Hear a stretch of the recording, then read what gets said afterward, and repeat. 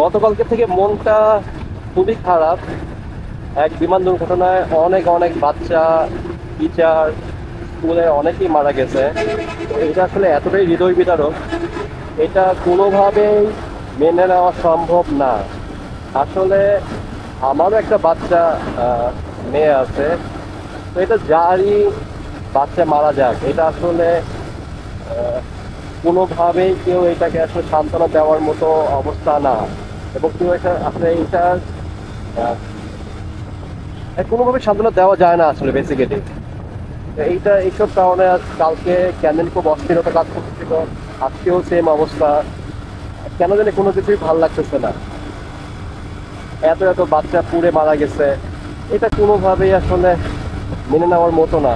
কতগুলি বাবা মায়ের বুক খালি হয়েছে, এটা আসলে যা যায় সেই বুঝে তার কতটুকু ক্ষতি হয়েছে।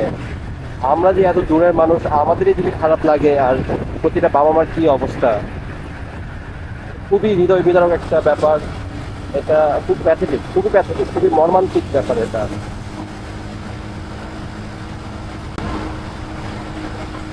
পুরো পরিস্থিতি একটা হচ্ছে গুমট অবস্থা বিরাজ করতেছে। আল্লাহর কাছে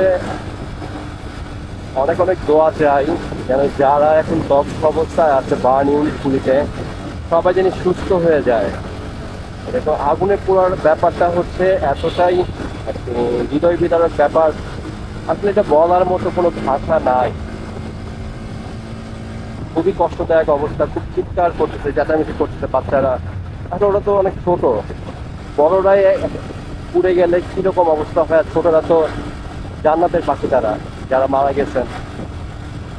কেজির বাচ্চা, ক্লাস 1, 2, 3, 4, আসলে খুবই মর্মান্তিক একটা ব্যাপার।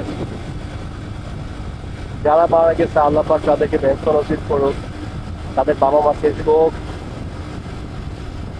সহ্য করার তৌফিক দান করুক আল্লাহ পাক। সবাই তাদের জন্য দোয়া করবেন, তাদের পরিবারের জন্য দোয়া করবেন, সবাই ভালো থাকে।